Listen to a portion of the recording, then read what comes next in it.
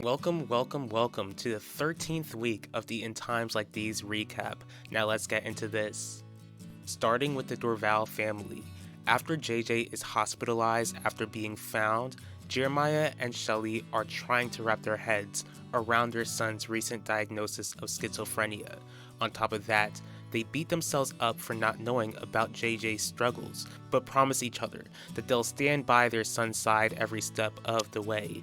JJ wakes up and is informed by his parents that they know from Yvette Mitchell how he thought he was hearing demons speaking to him, but informed their son that he's been diagnosed with schizophrenia, which is difficult for JJ to wrap his head around. Jeremiah and Shelley encourage JJ to accept what's going on, promising to never leave their son's side. Alan Russo meets with his mother Harley Drake, who's been staying at Theodosius's palace. He informs his mother about losing half of his inheritance by investing in crypto and how he failed to substitute that money by obtaining Confidence Designs, but his plan was foiled when Udell and Wanda found out what he was up to. Harley is also informed that Wanda and Udell have half of his and Essidor's shares to Russo Jewelers, and how Essidor is ashamed of him.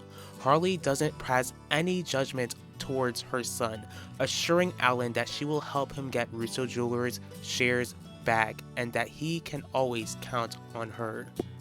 Harley confronts her ex-husband Essidor, shaming him for turning his back on their son when he needs his parents the most. She informs Essidor how Alan told her everything and blames Essidor for the mess their son is in, then asks how he plans to get the shares back. Essidor tells his ex-wife that once Max is found not guilty over Yvette's allegations, he would sue the Mitchells in order to get the shares back. Harley feels like Essidor could speed up the process. Essidor tells his ex-wife that his mind is made up. Harley visits Udell Mitchell at his law firm office, telling him that she can offer him something in exchange for Alan's Russo Jewelers shares. The offer she gives is that she'll drop Max as a client and allow them to keep Essidor's shares. She goes on to state that Essidor is to blame for how Alan turned out, but Udell feels like Alan still needs to pay for the consequences of his actions. After Harley tells Udell that she'll drag Yvette through the mud in court, Udell kicks her out of his office. Clearly, that meeting didn't go as planned. Max Russo meets up with Vanessa Dorval at school, asking about how JJ's been after he was found. She pretty much tells Max to mind his own business and feels like he's only pretending to care, since he and JJ weren't friends before JJ's psychotic break. Max tells Vanessa that he didn't befriend JJ only because he didn't want her to think that he was using her younger brother to get close to her. Vanessa still finds it hard to believe him, but Max tells Vanessa how he honestly felt ashamed for getting arrested in front of her. Regardless of how honest Max was, Vanessa still doesn't buy it, stating how Yvette Mitchell proved herself to be trustworthy when she opened up about JJ's struggles. But before Max could tell Vanessa that he had a hand in helping Essidor to drop the lawsuit against her father, Max walks off and runs into Yvette. Max asks Yvette why she lied and told everyone that he forced himself on her. Yvette tries to make it seem like she doesn't know what Max is talking about, even though she knows that what went on between them was consensual. Since her lies made their lives complicated, Max asks Yvette why she hates him.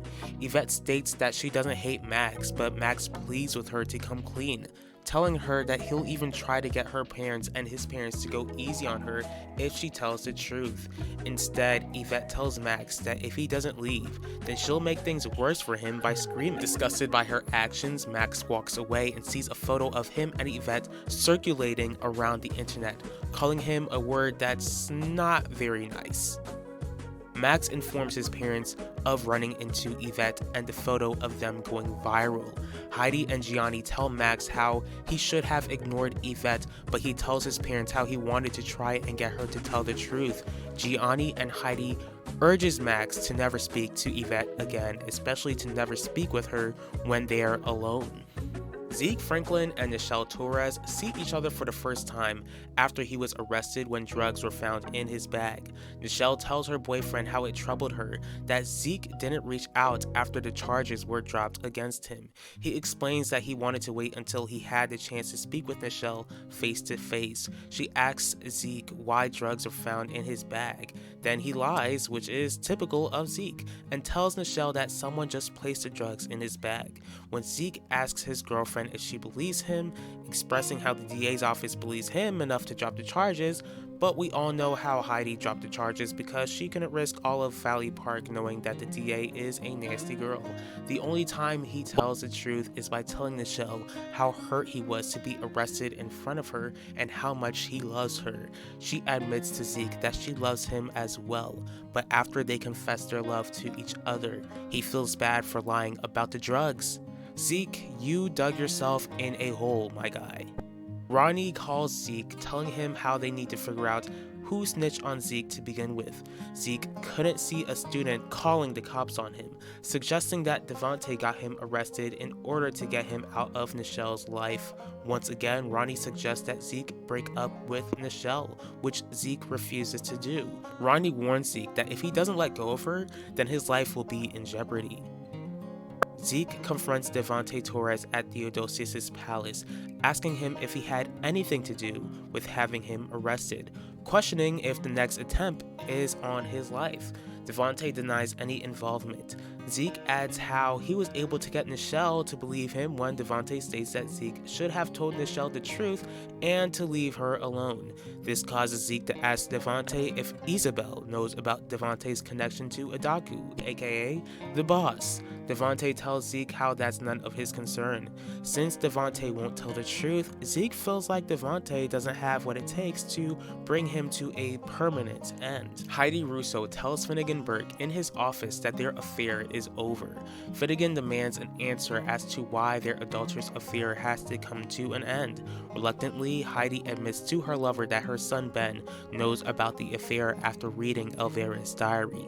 The two of them think back to when Elvira caught them together and grilling the both of them for their scandalous actions. When Finnegan asks Heidi if Ben plans to expose them, Heidi tells Finnegan that it doesn't seem like that would happen. Finnegan proceeds to blame Heidi for Ben finding out about them since she was supposed to keep her son close enough to convince him to drop the search for Elvira's diary. Offended, Heidi storms off. Isidore confronts his nephew Max, asking why there's a bug in his room. And this is after Wanda and Udell heard the recording of Alan admitting to being behind the AI attacks. Max denies any involvement, but Gianni feels like it's too much of a coincidence for Max to be at the Mitchell estate the night that Yvette accused him of forcing himself on her, and the Mitchells finding out what Alan did. Once Isidore asks Max why he was at the Mitchell estate, Gianni comes to his son's rescue, ending the interrogation. Gianni, alone with his younger brother, begins to ask Isidore why he is blackmailing Heidi and what he is blackmailing Heidi with, since Gianni is positive that his wife wouldn't have exposed to the family on Thanksgiving that Gianni conspired with Harley to crash the scholarship event at Theodosius' palace, unless she was being blackmailed. Isidore denies blackmailing Heidi, telling Gianni that she was probably avoiding him in fear of retaliation. Gianni assures Isidore that he wouldn't retaliate against his own wife and vows to figure out what Heidi is being blackmailed with. Quinlan Franklin arrives at Ben Russo's office, addressing the elephant in the room about how they kissed one another on Thanksgiving, but Ben walked out without saying anything else. The two of them ask each other if the kiss was something that they regret. Quinlan admits that she never regretted it, admitting that she's been growing feelings for him since they began working together. Ben admits how hard it is for him to get close to others, especially after Elvira passed away, fearing that anyone else he got close to would leave him. Since the two of them admitted to their feelings, they agreed to see where their relationship would lead. Afterward, Ben tells Quinlan that in order to keep her safe, they have to keep their relationship hush-hush until they can gather enough information about Elvira's case. He goes on to reveal that he planned to confront Devante Torres. Heidi arrives back at the Russo estate after her stay at Theodosius' palace. Then Gianni asks his wife what Isidore is blackmailing her with. She denies being blackmailed, but Gianni doesn't buy it. Heidi tries to deflect it by saying how the scholarship event and Thanksgiving is behind them, so they should put all of their attention on their youngest son, Max. Gianni tells Heidi that if she doesn't fess up, then she's on her own whenever Isidore exposes her. Heidi tells her husband that she doesn't need a knight in shining armor and walks off. Ben confronts Devante at Theodosius' palace about how Devante seduced 17-year-old Elvira while Devante was in his early 20s. At first, Devante tries to deny it until Ben suggests involving the police and Devante's wife Isabel. This is when Devante comes clean, claiming how he and Elvira ended up together since one thing led to another. Devante's answer causes Ben to ask if Devante's affair with Elvira was all about lust. Devante claims that he did care about Elvira, wondering what else was said about him in the diary. Ben tells Devante how his only concern is knowing that Wanda Mitchell isn't the only one in the world who knew that Devante seduced a high schooler. Quinlan asks Gianni to stop by her apartment to tell him that she is ending their affair. Wow, 2 affairs ending in 1 week, a new record. He wants to know why. Quinlan feels like the affair has run its course, encouraging him to get along with Heidi since Max is going through legal troubles. Gianni still feels like there's something deeper to this, asking his lover if she's involved with another man. Since she can't tell her lover that she's now involved with his son Ben, Quinlan lies and says that there's no one else. She goes on to tell Gianni that she would like a stable relationship someday, but that she can't have one while creeping with him, and certainly can't have a stable relationship with him in general, encouraging Gianni to let her go. Devante asks Wanda Mitchell to meet with him, informing her that Ben has the diary and knows about how Devante seduced Elvira when Elvira was alive. He blames her for Ben finding the diary, since she was also supposed to get close enough to Ben to see if she can convince him to drop the search for the diary, as if Ben wouldn't notice that 2 different people would try to convince him to stop looking for his late aunt's diary.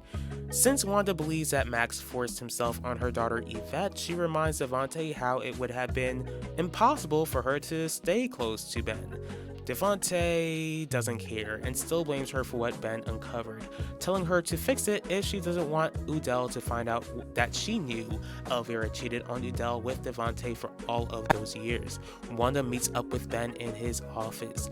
As Wanda confronts Ben in his office, she asks what he plans to do now that he has Elvira's diary.